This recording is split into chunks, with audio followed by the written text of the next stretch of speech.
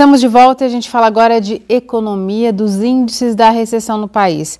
Quem comenta os últimos dados, inclusive a revisão de redução do salário mínimo para o ano que vem, é a economista Nayara Fracaroli. Nayara, muito obrigada por sua presença aqui no Nesp Notícias. Eu que agradeço a oportunidade.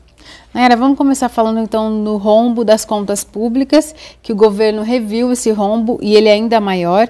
Ele tinha sido fechado em 139 bilhões de reais e agora o governo fala em 159 bilhões de reais. Por que esse rombo nas contas públicas aumentou ainda mais? Tem a ver com o fato de o governo não ter feito a lição de casa, não ter cortado dos seus próprios gastos?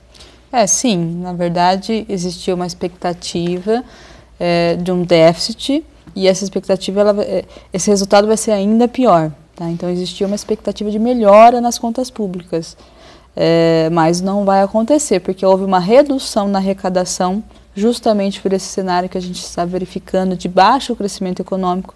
Então quando a economia não produz, não vende, o governo também não arrecada. Reduzindo essa arrecadação, aumenta o rombo nas contas públicas, além de não ter conseguido reduzir todos os gastos que se previa no início dessa meta fiscal. E quando se tem um rombo ainda maior, qual que é o impacto disso para o cenário econômico de uma forma geral? Acaba atraindo ainda menos investidores, porque fica um cenário de insegurança? Quando a gente fala economia brasileira, então os investidores, o resto do mundo, avalia justamente a segurança do país. E nossa segurança é reflexo das contas públicas. Se o governo não consegue controlar os gastos, quanto mais come a segurança de aplicar recursos naquele país. Então a gente tem uma perda de capital estrangeiro no país. Essa fuga desse capital, ele aumenta o custo do produtor brasileiro, então onde ele vai conseguir capital para investimentos, para ampliação, não consegue porque esse capital foi embora pelo risco brasileiro. Além dessa redução do capital para investimento, a gente tem também uma expectativa de que no futuro a carga tributária continue elevada, se não mais elevada, para poder organizar as contas públicas. Então, no efeito da população, a gente tem uma expectativa de que os impostos podem subir.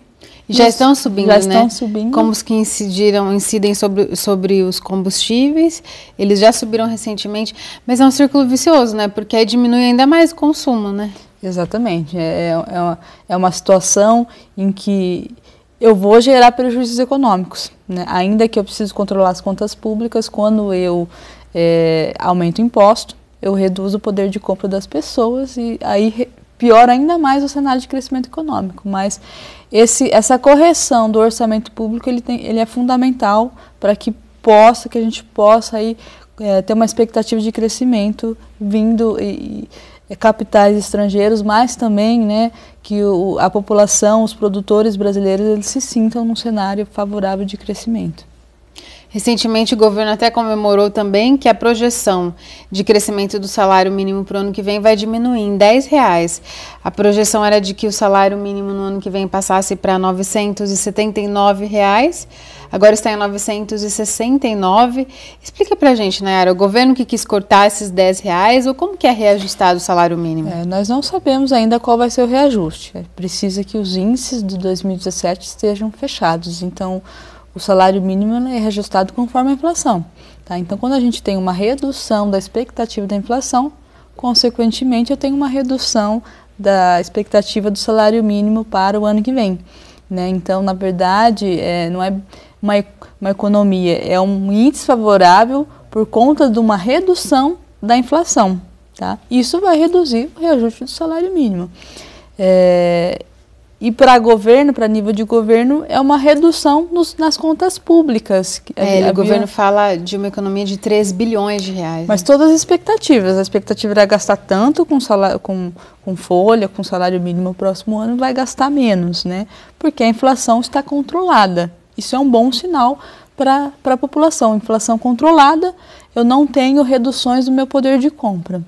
Contrapartida, também não existe uma expectativa do salário mínimo subir muito acima da inflação, né, justamente por conta desse orçamento prejudicado brasileiro. O governo já gasta mais do que arrecada. De todo jeito vai subir menos que o previsto, é isso? Vai subir menos que o previsto por conta da queda da inflação. e não por conta de eu vou reduzir diminuindo o salário mínimo. Não, como a inflação cai também a expectativa do salário mínimo, porque o salário mínimo ele é um reajuste em relação à inflação e ao crescimento do PIB. Hoje está em R$ 937 o salário mínimo.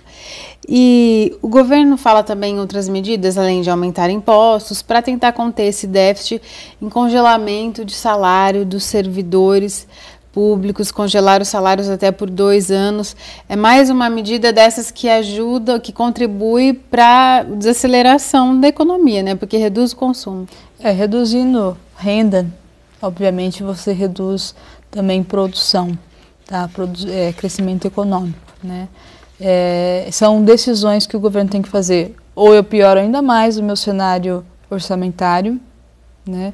E quando eu tenho quando o governo tem prejuízo orçamentário, é o caso do déficit público, né? O que ele faz? Ele aumenta a dívida, ele emite mais títulos públicos, ele vai aumentando as contas para pagar, que são pagas lá no futuro.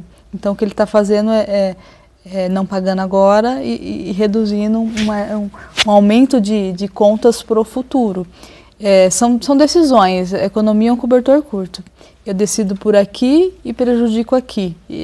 Cabe aí o que vai prejudicar mais a economia e tomar a decisão que menos prejudique. Para a gente concluir, a previsão do próprio ministro da Economia é de que o resultado do PIB desse segundo trimestre seja 0 ou até caia, né? É mais um sinal de que a recessão está difícil de acabar, né? Está difícil de acabar e assim, mesmo que o ano que vem existe uma expectativa, então, esse ano, crescimento de 0,35 do PIB.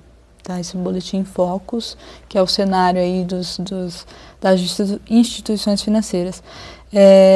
E para o ano que vem 2%. Todos esses crescimentos, que são pequenos, eles não vão compensar os vários anos de recessão que a gente já teve, os vários meses de recessão. Porque está crescendo pouco em relação ao número que já era ruim. Ao número que já é menor, né? É uma base que já é menor. Então, a gente fala de 10 anos aí de estagnação da economia brasileira. Nossa, uma década. Uma década perdida.